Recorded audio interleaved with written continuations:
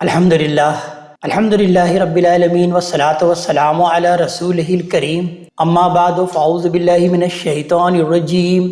بسم اللہ الرحمن الرحیم تبارک الذی بیدہ الملک وہو علی کل شیء قدیر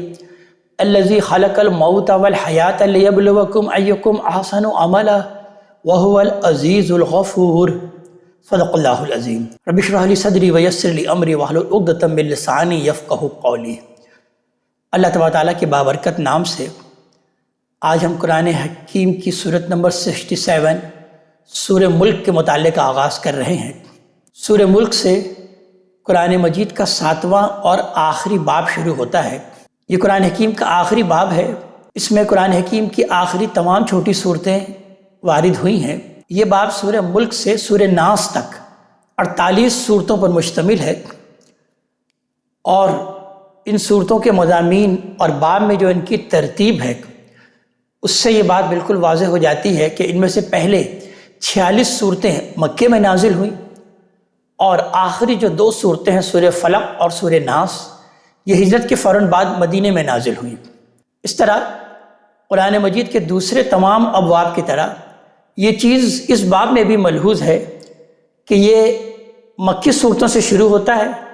اور مدنی صورتوں پر ختم ہوتا ہے، جیسا کہ تمام ابواب میں ہم یہ دیکھ چکے ہیں۔ اس باب میں خطاب اگرچہ نبی کریم صلی اللہ علیہ وسلم سے بھی ہوا ہے، لیکن تسلی اور بشارت کی چند صورتوں کے سوا اس کی نوعیت محض آپ صلی اللہ علیہ وآلہ وسلم کی طرف التفات کی ہی ہے۔ اس باب کے اصل مخاطب ابو لہب کی قیادت میں قریش مکہ ہیں، لہذا مضمون کا جو تدریجی ارتقاء ہوا ہے، گریجولی جو اس کے اندر ڈیولپمنٹ ہوئی ہے، اس سے یہ بات اس کی آخری صورتوں میں اس قدر واضح ہو جاتی ہے کہ پھر کسی دوسری رائے کے لیے کوئی گنجائش باقی نہیں رہتی۔ اس باب کا موضوع اگر دیکھا جائے تو وہ قریش کے سرداروں کو قیامت کا انذار، یعنی قیامت کے بارے میں تنبیہ، انہیں خبردار کرنا، انہیں وارن کرنا، اور پھر انہی پر اتمام حجت ہے، اور اس کے نتیجے میں انہیں عذاب کی وعید اور نبی کریم صلی اللہ علیہ وآلہ وسلم کے لیے سرزمین عرب میں غلبہ حق کی بشارت ہے۔ یہ موضوع ابتدا سے آخر تک پورے باب میں اس خوبی کے ساتھ زیر بحث آیا ہے کہ دعوت اور انذار سے ہجرت اور برات تک رسولوں کی دعوت کے تمام مراحل اس سے بالکل نمایاں ہو کر سامنے آ جاتے ہیں۔ اس باب میں دوسرے ابواب کی طرح قرآنی دعوت کے تمام جو بنیادی اساسات ہیں، جیسے کہ توحید، رسالت اور معاد یعنی ایمان بالآخرت، یہ سب بھی زیر بحث آئی ہیں، اور دعوت کے تمام مراحل کی جھلک بھی ہمیں اس میں نظر آتے ہیں۔ لیکن اس پورے باب کا اصل مضمون اگر دیکھا جائے تو وہ اصلاً صرف انذار، تنبیہ یا وارن ہے۔ اس کی بیشتر صورتیں مکی زندگی کے بالکل ابتدائی دور سے تعلق رکھتی ہیں، اور ان میں انذار کا انداز وہی ہے جس انداز میں نبی کریم صلی اللہ علیہ وآلہ وسلم نے کوہ صفا پر چڑھ کر انذار فرمایا تھا۔ اس انذار کے تقاضے سے اس میں قیامت اور احوال قیامت کی بھی پوری تصویر ہے، اور اس عذاب کو بھی گویا قریش کی نگاہوں کے سامنے بالکل کھڑا کر دیا گیا ہے، جو نبی کریم صلی اللہ علیہ وسلم کی تکذیب کر دینے والوں پر لازماً آیا کرتا ہے۔ استدلال میں بیشتر آفاق کے مشاہدات اور تاریخ کے مسلمات سے لیا گیا ہے، اور انسانی انفس کے جو بینات ہیں اس سے بھی کافی استدلالات لیے گئے ہیں، اور کلام کا جو زور ہے وہ بالکل وہی ہے جس کی تصویر مولانا حالی نے کھینچی ہے اپنے اس شعر میں کہ وہ بجلی کا کڑکا تھا یا صوت ہادی، عرب کی زمین جس نے ساری ہلا دی۔ تو اگر دیکھا جائے تو ان صورتوں نے سارے عرب میں ایسی ہلچل برپا کر دی کہ ایک شخص بھی قرآن کی دعوت کے معاملے میں غیر جانبدار اب نہیں رہ گیا، بلکہ وہ یا تو اس کا جانی دشمن بن کر اٹھ کھڑا ہوا، اور یا پھر سچا فدائی بن کر اٹھ کھڑا ہوا، اور ان دونوں کی کشمکش کا نتیجہ بالآخر اس غلبہ حق کی شکل میں نمودار ہوا، جس کا ذکر ہر باب کے آخر صورتوں میں بھی ہوا، اور اس باب کے بھی آخر صورتوں میں بھی ہم دیکھیں گے۔ اب آئیے اس پہلی صورت سورہ ملک کی طرف، جو اس وقت ہمارے زیر مطالعہ ہے۔ سورہ ملک اور پھر اس سے اگلی صورت سورہ قلم، یہ دونوں صورتیں اپنے مضمون کے لحاظ سے جوڑا ہیں۔ پہلی صورت سورہ ملک میں قیامت اور دوسری صورت میں اس عذاب سے خبردار کیا گیا ہے جو رسول کی تکذیب کے نتیجے میں اس کی قوم پر لازماً آتا ہے۔ دونوں میں خطاب اگرچہ جگہ جگہ نبی کریم صلی اللہ علیہ وآلہ وسلم سے بھی ہے، لیکن روئے سخن ہر جگہ قریش کے سرداروں کی طرف ہے۔ سورہ ملک کا موضوع قریش پر یہ واضح کرنا ہے کہ دنیا جس طرح اور جس غایت کے لیے وجود میں آئی ہے، قیامت اس کا ایک لازمی نتیجہ ہے، لہذا اس سے بے خوف ہو کر اپنے آپ کو اس انجام تک نہ پہنچاؤ جہاں اعتراف جرم کے سوا کوئی چارہ باقی نہ رہے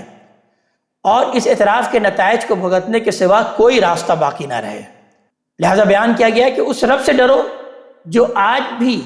جس وقت اور جس طرح چاہے تمہیں اپنے گرفت میں لے سکتا ہے۔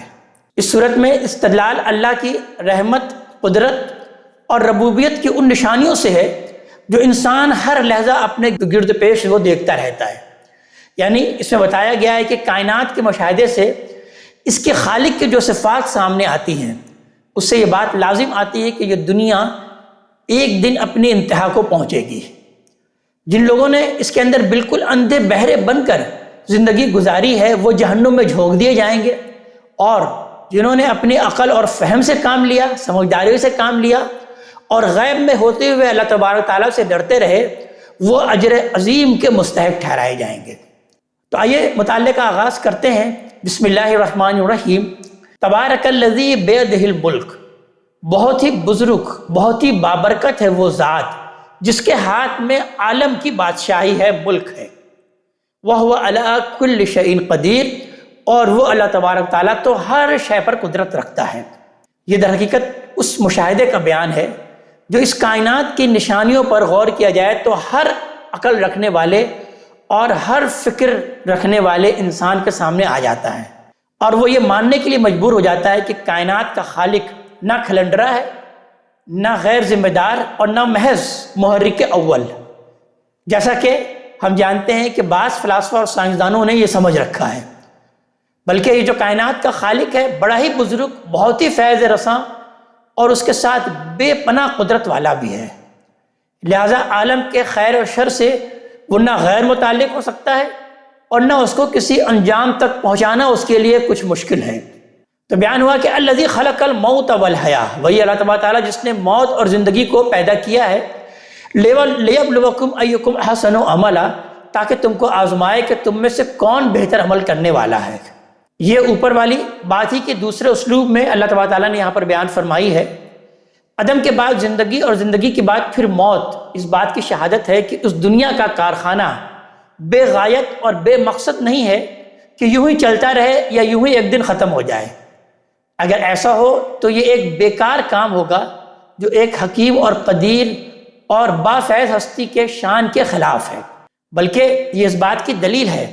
کہ اللہ تبارک تعالیٰ اس دنیا میں جس کو زندگی بخشتا ہے اس میدان کے لیے بخشتا ہے کہ دیکھے کہ کون اس کی پسند کے مطابق زندگی بسر کرتا ہے اور کون اپنی منمانی کرتا ہے۔ اس امتحان کا لازمی تقاضا ہے کہ وہ ایک ایسا دن بھی لائے جس میں لوگوں کو عصر نو زندہ کرے اور ہر شخص کی نیکی اور بدی کا حساب ہو اور وہ اپنے عمل کے مطابق جزا یا سزا پائے۔ تو آگے ارشاد ہوا وَهُوَ الْعَزِيزُ الْغَفُورُ، اور وہ زبردست بھی ہے اور درگزر فرمانے والا بھی،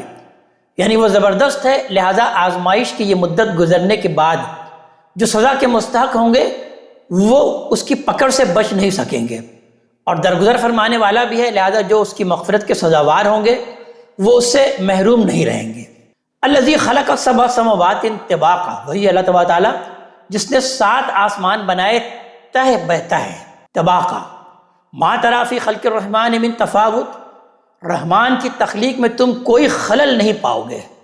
فرجع البصر، پھر ذرا پلٹ کر دیکھو، ہل تری من فطور، کیا کوئی نقص کہیں پاتے ہو، کوئی نقص تمہیں نظر آتا ہے؟ ثم ارجع البصر کرتین، پھر دوبارہ بار بار نگاہ دوڑاؤ، ینقلب الیک البصر خاسئا وہو حسیر، تمہاری نگاہ تھک کر تمہارے پاس نامراد لوٹ آئے گی۔ یہ اگر غور کیا جائے تو اس قدرت اور عظمت اور ربوبیت کا مشاہدہ کرنے کی دعوت دی جا رہی ہے جس کی طرف ابھی اشارہ فرمایا اللہ تبارک تعالیٰ نے۔ مطلب یہ ہے کہ جس رب کی نشانیاں تم جب چاہے اوپر نگاہ اٹھا کر دیکھ سکتے ہو، اس کے لیے وہ کون سا کام ہے جو دشوار ہو سکتا ہے؟ آگے آیت نمبر 5 میں اللہ تبارک تعالیٰ نے بیان فرمایا کہ کیا تم دیکھتے نہیں ہو کہ وَلَقَدْ زَيَّنَا السَّمَاءَ الدُّنْيَا بِمَصَابِيحَ، ہم نے اس سمائے دنیا کو چراغوں سے رونق دے دی ہے، اس کو چراغوں سے روشن کیا ہے، مزین کیا ہے۔ وَجَعَلْنَاهَا رُجُومًا لِلشَّيَاطِينِ، اور انہی چراغوں کو شیطانوں کے لیے ہم نے سنگساری کا ذریعہ بنا دیا۔ وَأَعْتَدْنَا لَهُمْ عَذَابَ السَّعِيرِ، اور ان کے لیے دہکتی ہوئی آگ کا عذاب بھی ہم نے مہیا کر رکھا ہے۔ یہ در حقیقت اس سنگساری کا بیان ہے جو شہابوں کی صورت میں ان شیطانوں پر عالم بالا میں ہر وقت ہوتی رہتی ہے، جو سنگن لینے کے لیے اوپر جانے کی، آسمانوں کی طرف جانے کی کچھ کوشش کرتے ہیں۔ اس سے مقصود اس حقیقت کی طرف توجہ دلانا ہے کہ اللہ تعالیٰ نے اس اہتمام کے ساتھ دنیا کو پیدا کر کے اسے یوں ہی چھوڑ نہیں دیا، بلکہ وہ برابر اس کی نگرانی کر رہا ہے۔ وَلِلَّذِينَ كَفَرُوا بِرَبِّهِمْ عَذَابُ جَهَنَّمَ، جن لوگوں نے اپنے رب کا کفر کیا ہے ان کے لیے اسی طرح جہنم کی سزا ہے۔ رب کے کفر سے مراد در حقیقت یہاں قیامت اور جزا و سزا دونوں کا انکار ہے۔ اس کی وجہ یہ ہے کہ قیامت کے انکار سے اللہ تبارک تعالیٰ کی تمام بنیادی صفات، قدرت، عدل، رحمت اور ربوبیت کی نفی ہو جاتی ہے۔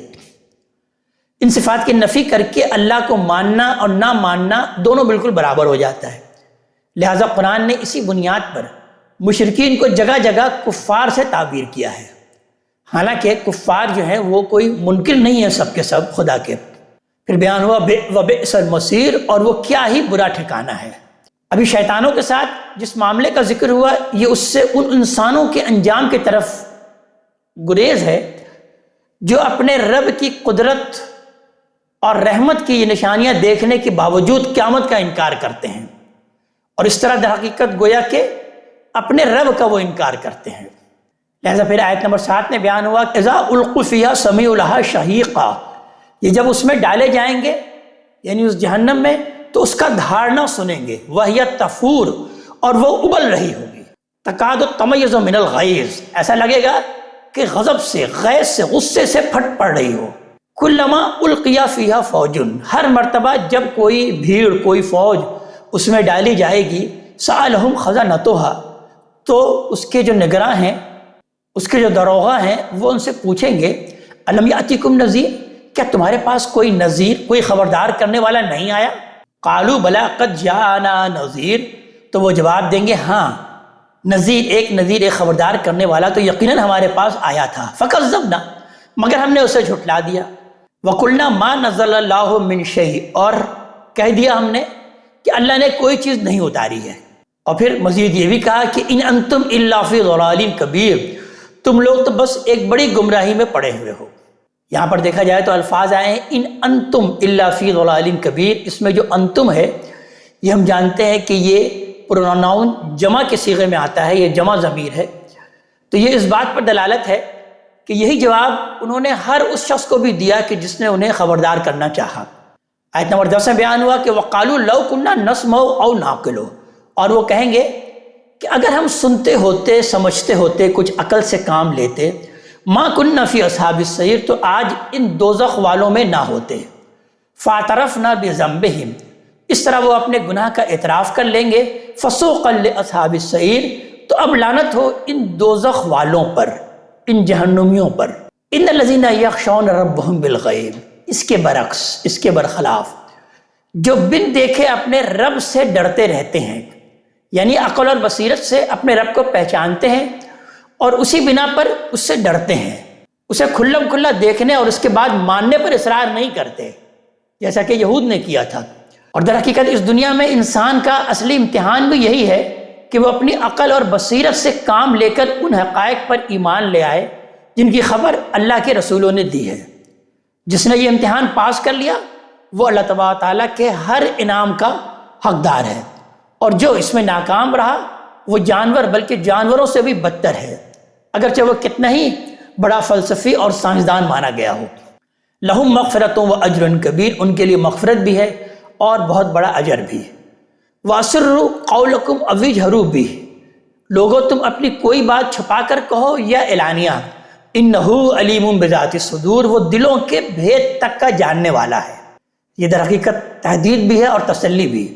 یعنی مجرموں کو معلوم ہونا چاہیے کہ ان کی کوئی چیز اللہ تبارک تعالیٰ سے چھپی ہوئی نہیں ہے، اور اس کے فرما بردار بندوں کو اطمینان رکھنا چاہیے کہ دنیا اور آخرت دونوں میں وہ انہیں تنہا نہیں چھوڑے گا۔ الا یعلم من خلق، کیا وہی نہ جانے گا جس نے کہ تخلیق کیا ہے، جس نے کہ پیدا کیا ہے؟ وَهُوَ اللطیف الخبیر، در حال ہے کہ وہ تو بہت لطیف ہے، بہت باریک بین ہے اور بڑا ہی باخبر ہے۔ اور پھر آگے بیان ہوا آیت نمبر 15 میں کہ وہ ہستی جس کا کہ تذکرہ ہو رہا ہے بہت بزرگ اور بہت ہی بابرکت ہے، بہت ہی فیض رساں ہے۔ تو هو الذی جعل لکم الارض ذلولا، وہی ہے جس نے کہ زمین کو تمہارے لیے ایک فرما بردار ناقہ بنا دیا، مسخر کر دیا تمہارے لیے۔ فامشوا فی مناکبہا، تو اب تم اس کے راستوں مونڈوں پر چلو، وکلوا من رزقہ، اور اس کے رزق میں سے کھاؤ، والیہ النشور، اور یاد رکھو کہ ایک دن اسی کے حضور میں جی اٹھنا ہے، یعنی کھاؤ اور پیو لیکن بھول نہ جاؤ کہ ایک دن تمہیں مرنا ہے، اور مرنے کے بعد اپنے رب کے سامنے جواب دہی کے لیے پیش ہو جانا ہے۔ تو یاد رکھو کہ جس اللہ نے بغیر کسی استحقاق کے تمہارے لیے یہ سب اہتمام کیا ہے، وہ تمہیں غیر مسئول نہیں چھوڑے گا، تم سے ضرور سوال ہوگا، لازماً تم اکاؤنٹیبل ہوگے۔ آیت نمبر 16 میں بیان ہوا کہ اَأَمِنْتُم مَّن فِی السَّمَاءِ، کیا تم اس سے امن میں آ گئے ہو، اس سے بے خوف ہو گئے ہو جو آسمان میں ہے، أَن يَخْسَفَ بِكُمُ الْأَرْضَ، کہ وہ تم کو زمین میں دھسا دے، فَإِذَا هِیَ تَمُورُ، پھر یکایک تم دیکھو کہ وہ بکٹٹ چل پڑی ہے۔ ام امنتم من فی السماء، کیا تم اس سے بے خوف ہو گئے ہو جو آسمان میں ہے، ان یرسل علیکم حاصبا، کہ وہ تم پر پتھر برسانے والی ہوا بھیج دے، فستعلمون کیف نذیر، تو اب تم جانو گے کہ کیسی ہے میری یہ تنبیہ، کیسے ہے میرا یہ خبردار کرنا۔ وَلَقَدْ كَذَّبَ الَّذِينَ مِن قَبْلِهِمْ، جو ان سے پہلے گزرے ہیں انہوں نے بھی اسی طرح جھٹلایا تھا، فَكَيْفَ كَانَ نَكِيرٌ، تو دیکھ لو کہ کیسی تھی میری پھٹکار۔ یہ قریش کو در حقیقت دیکھا جائے تاریخ سے سبق لینے کی تلقین ہے۔ پھر بیان ہوا کہ یہ نہیں سوچتے، اولم یروا الی الطیر فوقہم، کیا ان لوگوں نے اپنے اوپر اڑتے ہوئے پرندے نہیں دیکھے، صافات ویقبضن، پر پھیلاتے ہیں پھیلائے ہوئے اور اسی طرح ان کو سمیٹ بھی لیتے ہیں۔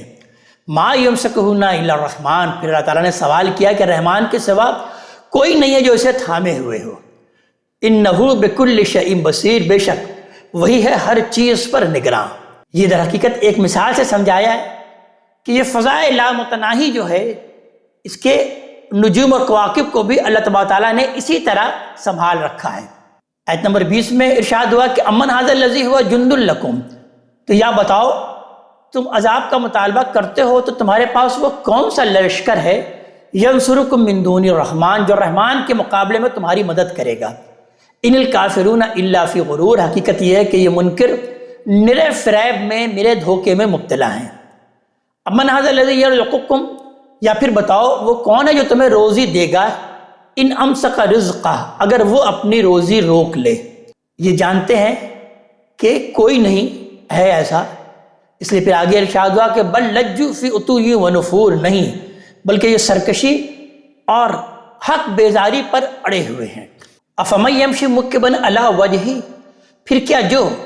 اپنے منہ پر اوندھا چلے، یعنی سر اٹھا کر اور دائیں بائیں اور آگے پیچھے کا جائزہ لیتے ہوئے چلنے کے بجائے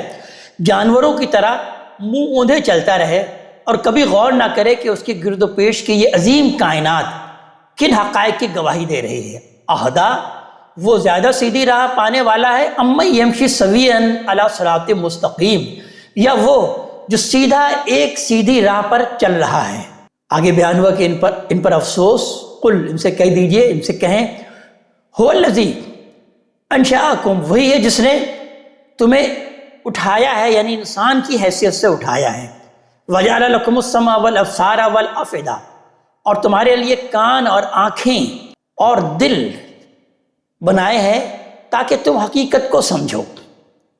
قلیلا ما تشکرون، پر تم کمی ہو کہ جو کہ شکر ادا کرتے ہو۔ قل هو الذی ذرأکم فی الارض، ان سے کہہ دیجئے کہ وہی ہے جس نے تمہیں زمین میں بو کر اٹھایا ہے، تو وہ اپنی فصل ضرور کاٹے گا، اور لہٰذا اسی کے لیے پھر بیان ہوا وَإِلَيْهِ تُحْشَرُونَ، تم اسی کی طرف اکٹھا کیے جاؤ گے۔ وَيَقُولُونَ مَتَىٰ هَٰذَا الْوَعْدُ إِن كُنتُمْ صَادِقِينَ، یہ کہتے ہیں کہ اگر آپ سچے ہیں تو یہ وعدہ کب پورا ہوگا۔ قل انما العلم عند اللہ، ان سے کہہ دیجئے کہ اس کا علم تو اللہ تبارک تعالیٰ ہی کے پاس ہے۔ وانما انا نذیر مبین، میں تو بس ایک صاف خبردار کر دینے والا ہی ہوں۔ پھر بیان اللہ تبارک تعالیٰ کر رہے ہیں کہ اس وقت تو اصل میں وہ ایسے ہی باتیں کہہ رہے ہوں گے، لیکن فلما رأوہا زلفا، مگر جب اس کی حقیقت کو دیکھیں گے کہ وہ بالکل پاس آ لگا ہے، سیئت وجوہ الذین کفروا، تو ان کافروں کے، ان منکروں کے چہرے بالکل بگڑ جائیں گے۔ وقیل ھذا الذی کنتم بہ تدعون، اور ان سے کہا جائے گا کہ یہی ہے وہ جس کا کہ تم تقاضا کر رہے تھے، تم اسی کا کے بارے میں کہہ رہے تھے کہ وہ کب آئے گا وہ وعدے کا وقت، تو لو یہ وعدے کا وقت آ گیا۔ پھر نبی کریم صلی اللہ علیہ وآلہ وسلم سے اللہ تبارک تعالیٰ خطاب کر کے کہہ رہے ہیں کہ یہ اب کیا ڈریں گے ان سب چیزوں سے، یہ تو در حقیقت آپ ہی کے لیے گردش زمانہ کے منتظر ہیں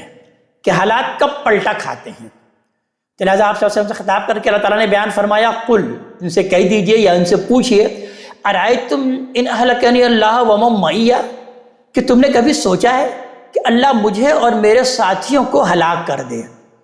او رحمنا، یا ہم پر رحم فرمائے، اس سے تمہیں کیا حاصل ہوگا؟ تو تم یہ بتاؤ کہ پھر فمن یجیر الکافرین من عذاب علیم، پھر کون ہے جو منکروں کو دردناک عذاب سے بچا لے گا؟ قل، نبی کریم صلی اللہ علیہ وسلم سے مخاطب کر کے اللہ تبارک تعالیٰ کہہ رہے ہیں کہ آپ ان سے کہہ دیجئے کہ ہم اپنے بارے میں تو کوئی دعویٰ نہیں رکھتے، ہاں یہ ضرور ہے کہ هو الرحمن آمنا بہ، وہ رحمان ہے، وہ سراسر رحمت ہے، ہم اس پر ایمان لے آئے ہیں، وعلیہ توکلنا، اور ہمارا توکل اور ہمارا بھروسہ تو اسی پر ہے، ہم نے اسی پر بھروسہ کیا ہے۔ فستعلمون من هو فی ضلال مبین، تو عنقریب تم جان لوگے کہ کون کھلی گمراہی میں پڑا ہوا ہے۔ قل ارائیتم ان اصبح ماؤکم غورا، ان سے پوچھئے، ان سے کہیے کہ کبھی تم نے سوچا ہے کہ اگر تمہارا یہ پانی زمین میں اتر جائے، فمن یاتیکم بماء معین، تو پھر کون ہے جو پانی کی یہ نتھری ہوئی سوتیں، یہ صاف ستھرا پانی تمہیں نکال کر لا کے دے؟ تو اس آیت پر یہ سورہ مبارکہ اپنے اختتام کو پہنچتی ہے۔ اللہ تبارک تعالیٰ ہمیں اپنے کلام کا فہم عطا فرمائے اور عمل کی توفیق عطا فرمائے۔ اقول قولی ھذا واستغفر اللہ لی ولکم ولسائر المسلمین والمسلمات۔